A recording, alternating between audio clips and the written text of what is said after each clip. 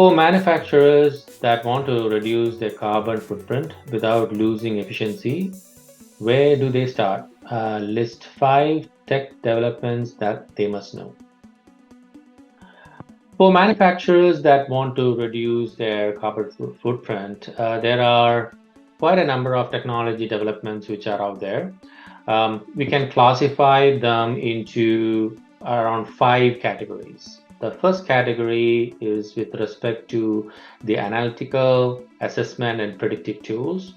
And in this category, you see a lot of tools like the lifecycle assessment, LCA, the other data analytics, and AI.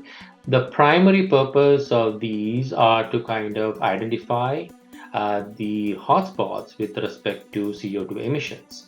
The main purpose is that once you actually identify those, you can implement those measures to kind of reduce those footprints very efficiently. The second tech development is with respect to materials.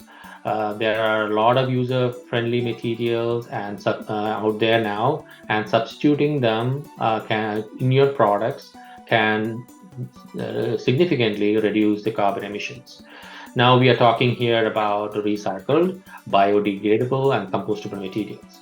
Companies are investing a lot of R&D into kind of discovering these materials, and the tools which enable them, like the virtual twin at the molecular level or the product level, are very essential. The third category is with respect to renewable energy integrations and carbon capture. You can see a lot of articles out there which are looking into carbon capture technology. Also, for companies who are trying to kind of reduce their CO2 footprint in terms of production, one of the most efficient ways to transition to renewable energy sources like solar, wind, or hydropower. The fourth category is tools which enable sustainable supply chain and circular economy model initiatives. Companies were requiring their first-tier suppliers to be complying with environmental standards, and this cascades down to tier 2 and so forth. In order to have a proper collaboration and transparency, there are a lot of tools which are being put in place, and these are the technical developments that manufacturers need to consider. And this includes traceability as well.